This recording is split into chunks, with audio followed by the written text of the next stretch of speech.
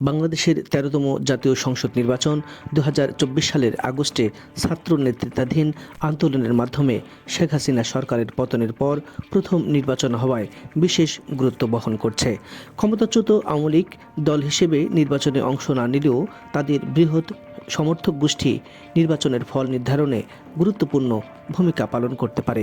Asia Pacific ভিত্তিক magazine the diplomat এ প্রকাশিত এক নিবন্ধে এমন বলা হয়েছে, এই ভোটারদের একটি বড় অংশ বিএনপিকে সমর্থন দিলে দলটি সহজে জয় পাবে।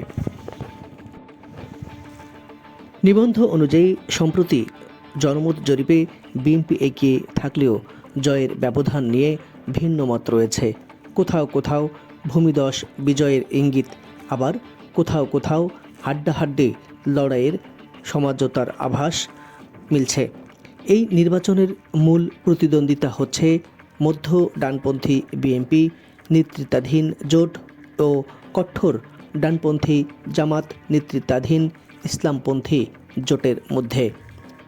একসময় মিত্র থাকলেও আওয়ামী লীগ রাজনীতির বাইরে চলে যাওয়ার পর বিএনপি ও জামাতের মধ্যে বিভাজন স্পষ্ট হয়েছে।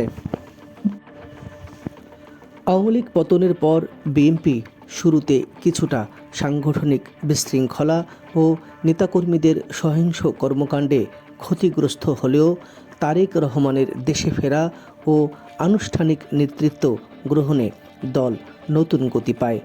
খালেদা জিয়ার মৃত্যুও বিএনপির প্রতি সহানুভূতি তৈরি করতে পারে।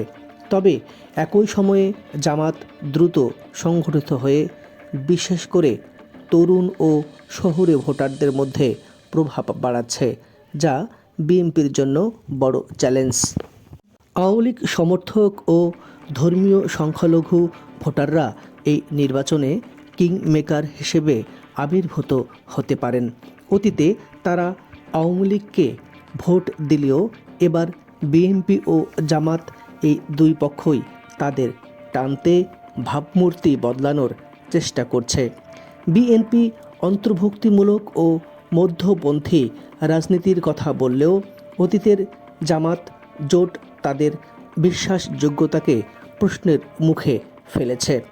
অন্যদিকে জামাত সংখ্যালঘু ও নারী বান্ধব ভাবমূর্তি গড়তে চাইলেও প্রার্থী তালিকা সেই দাবিকে দুর্বল করে দিয়েছে।